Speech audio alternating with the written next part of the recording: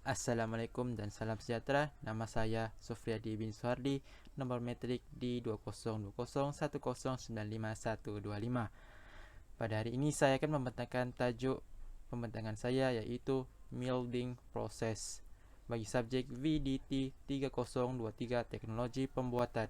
Nama pensyarah kami ialah Cik Nur Aziz Asminda binti Johari. Yang pertama ialah pengenalan. Proses pengisar logam ataupun milding proses adalah satu proses di mana pelbagai bentuk logam dapat dimesin kepada bentuk yang dikehendaki, di mana proses atau operasi yang boleh dijalankan oleh mesin kisar logam, iaitu milding machine, ialah mengisar permukaan rata, mengisar berbagai-bagai jenis bahu dan alur kunci, lurati dan tanggam bajang. Seterusnya ialah mengisar permukaan berbentuk. Seterusnya mengisar permukaan yang berjarak sama seperti bongkas segi empat sama, segi empat tepat dan sebagainya menggunakan kepala pembahagi. Yang terakhir ialah membuat kerja-kerja melubang dan menggerek.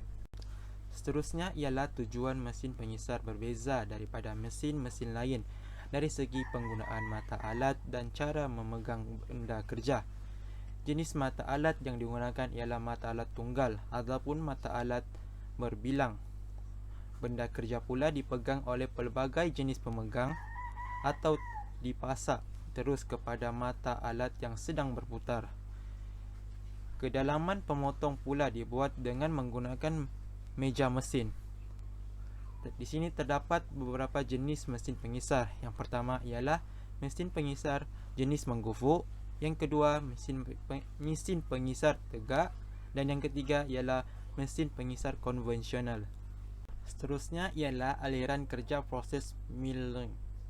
Proses milling terbahagi menjadi dua jenis utama, iaitu threshold milling dan fast milling. Kita boleh lihat pada gambar raja di bawah. Seterusnya ialah threshold milling, iaitu dalam threshold milling, sumbu pemotong sejajar dengan permukaan yang sedang dikerjakan dan operasi dilakukan dengan memotong tepi pinggiran luar pemotong. Berikut adalah jenis-jenis dari threshold milling. Kita boleh lihat gambar raja di bawah yang terdiri daripada 5 jenis daripada threshold milling. Yang pertama slab milling, yang kedua slotting, yang ketiga side milling dan yang lain-lain.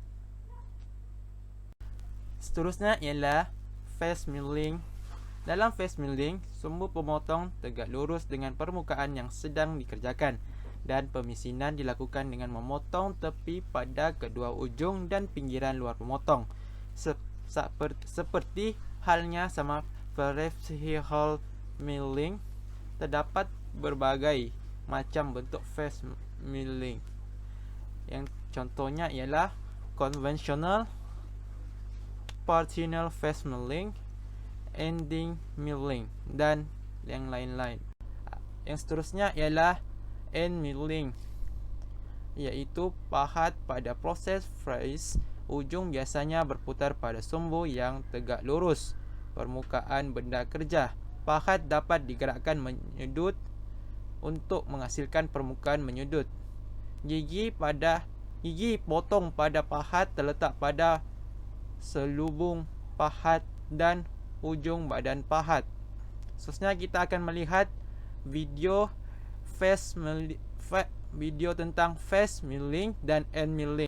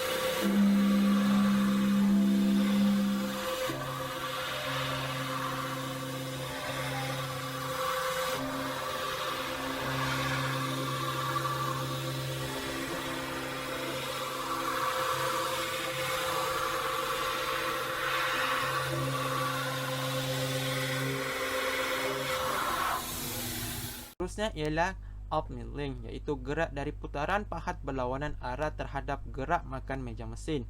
Sebagai contoh, pada proses milling, naik apabila pahat berputar searah jarum jam. Benda kerja disayat ke arah kanan. Penampang melintang bentuk beram ataupun chips. Untuk memproses milling, naik adalah seperti koma, diawali dengan ketebalan minimal, kemudian menebal. Yang kedua ialah down milling, iaitu putaran pahat sama dengan arah gerak makan meja mesin milling. Sebagai contoh, jika pahat berputar berlawanan arah jarum jam, benda kerja disayat ke kanan. Penampang melintang bentuk beram ataupun chips. Untuk memproses phrase naik adalah seperti koma, diawali dengan ketebalan maksimal, kemudian menepis. Kita boleh lihat contoh gambar raja di bawah. Okey, yang seterusnya adalah jenis-jenis alat mata pengisar. Yang itu ada 8 alat mata pengisar. Yang pertama ialah mata kisar biasa. Yang kedua, mata kisar tepi. Yang ketiga, mata kisar mengerat. Yang keempat, mata kisar bersudut. Yang kelima, mata kisar kembar. Yang keenam, mata kisar muka. Yang ketujuh, mata kisar jenis shell. Dan ke-8 ialah mata kisar berbentuk. Okey, yang seterusnya ialah langkah-langkah keselamatan apabila kita menggunakan mesin proses milling. Iaitu yang pertama, pastikan mata alat dan benda kerja diikat dengan kukuh. Yang kedua, pakai pakaian yang sesuai untuk bekerja dan menggunakan kasut keselamatan, kerana semasa menggunakan mesin, tatal akan berterbangan dan cecair penyejuk merecik serta melindungi kaki apabila sebarang komponen atau peralatan terjatuh ke atas kaki. Terusnya ialah menggunakan pelindungan mata. Yang keempat, memakai topi mengelakkan rambut daripada tersangkut pada mata pemotong apabila kepala menghampiri bahagian mesin yang sedang beroperasi. Yang kelima ialah mata alat pengisar adalah tajam semasa menanggalkan dan memasangnya hendaklah dilapik dengan kain untuk mengelakkan kecederaan pada tangan. Okey, yang ketujuh, pastikan bahagian mata atau bahagian-bahagian mesin tidak melanggar benda kerja sebelum menghidupkan mesin atau meneruskan operasi mengisar, kerana boleh menyebabkan kemalangan. Yang ketujuh, jangan membuat sebarangan pelarasan atau pengukuran semasa mesin sedang beroperasi.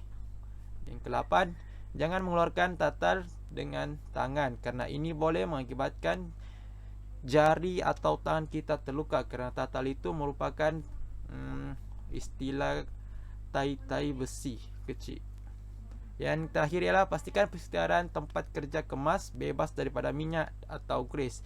Ini yang sangat penting kerana apabila permukaan lantai berminyak, kita boleh menyebabkan jatuh, mungkin kita akan boleh menyebabkan kita kecederaan. Okey, yang terakhir ialah kelebihan dan kekurangan milling machine. Yang pertama ialah kelebihannya ialah kedudukan mesin yang kukuh dan tidak bergegar kerana dia mesin yang besar. Yang kedua, hasil kerja cantik, kemas dan kurang kecacatan, maksudnya perfect. Dan yang ketiga, banyak jenis kerja yang boleh dilakukan dan dibuat. Seterusnya ialah kekurangannya ialah sukar untuk dibawa ke mana-mana. Yang kedua, mata alat mudah patah. Dan yang ketiga, mudah rosak jika tidak berhenti menggunakannya. Sekian, terima kasih.